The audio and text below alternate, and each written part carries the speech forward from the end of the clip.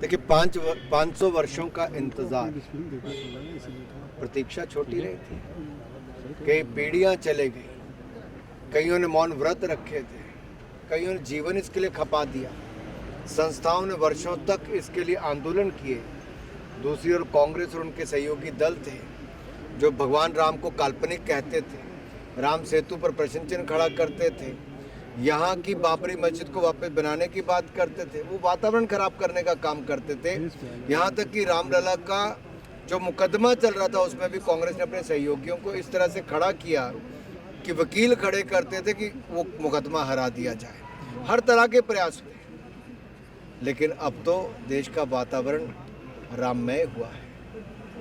देश और दुनिया में एक बड़ा संदेश क्या है कि देश कैसे सभी इकट्ठे होकर भगवान राम के भव्य राम मंदिर में जब प्राण प्रतिष्ठा का कार्यक्रम चल रहा था तब गुरुद्वारों के बाहर भी भंडारे लगे थे, मस्जिदों के बाहर भी भंडारे चल रहे थे, छोटे छोटे मंदिरों की सफाई से लेके धार्मिक स्थलों के आसपास बहुत सारा।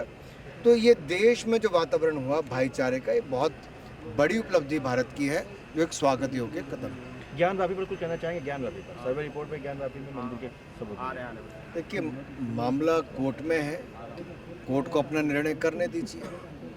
5-5 लाख लोग प्रतिदिन आ रहे हैं अयोध्या में दर्शन करने के लिए। एक बड़ी आस्था लोगों में उमड़ी है, मान रहे हैं कहीं ना कहीं एक बहुत बड़ी चीज़ है जिसमें पूरे देश भर से लोग पहुंच रहे हैं। जो आंकड़े अभी तक दिखाते हैं वो ऐसा लगता है कि दुनिया में अगर किसी धार्मिक स्थल पे सबसे ज़्यादा लोगों का आना होगा तो वो अयोध्या धाम में। कुछ कहाँ से हो? लखनऊ। कौन से स्कूल? Saint Joseph college. यहाँ क्यों आए हो? वो पैरारोबिक्स के वो बट रहे थे ना, वो सर्टिफिकेट्स, तो वो देखने के लिए आए थे। इनके मोटिवेट क्लास में तो आपके स्कूल से कुछ बच्चे थे? जी। मंदिर का एटमॉस्फेयर तो वैसे भी काफ़ी एनर्जेटिक था, जैसे कि सभी स्पोर्ट्स पर्सन थे वहाँ पे, और एक काफ़ी कॉन्फिडेंस भी हम लोग को अपने अंदर फील हुआ कि हम लोग भी कभी ना कभी उस मंच पे पहुँच सकते हैं और अपने आप को एज अ शाइन कर सकते हैं बाकी वर्ल्ड के सामने, और अपने कंट्री को भी स्पेशल लगा कि नहीं मुझे भी मिलना चाहिए, मुझे भी ऐसा करना है या फिर मैं भी ऐसा कर सकता हूँ। ऑफ कोर्स मैम, एक मोटिवेशन तो मिला ही हम लोगों को कि और भी हम लोग को मेहनत करनी है, और धीरे से मतलब जोनल्स भी आते हैं, फिर स्टेट लेवल्स भी होते हैं, तो डेफिनेटली उसके लिए वर्क करना है हम लोग को। और अभी जैसा भी हो हम लोग काफ़ी नीचे हैं compare to the sports person inside that, तो अभी हम काफ़ी नीचे हैं, तो अभी हम लोग को और मेहनत करनी है और उन तक पहुंचने की कोशिश करनी है। देखिए, उनकी तरह तो हम एग्जैक्ट नहीं बन पाएंगे क्योंकि वो अपने आप में एक महान हस्ती हैं, but still we will try to like हम लोग उन तक पहुंच सकें, उनके वर्क को आगे कंटिन्यू कर सकें। कहाँ से हैं आप लोग?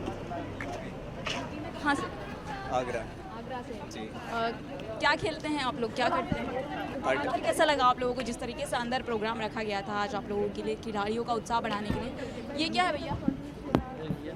हमें पुरस्कार मिला है आप जिम्नास्टिक्स, इसमें नाम नहीं लिखा, सिद्धार्थ वर्मा नाम है मेरा, प्रयागराज से हूँ। प्रयागराज से कहाँ वहाँ कैसा लगा अंदर आप लोगों को जिस तरीके से आज आप लोगों का उत्साह बढ़ाने के लिए खेल मंत्री भी आए हुए थे, अनुराग ठाकुर आए थे, उत्तर प्रदेश के मुख्यमंत्री थे, कैसा लगा?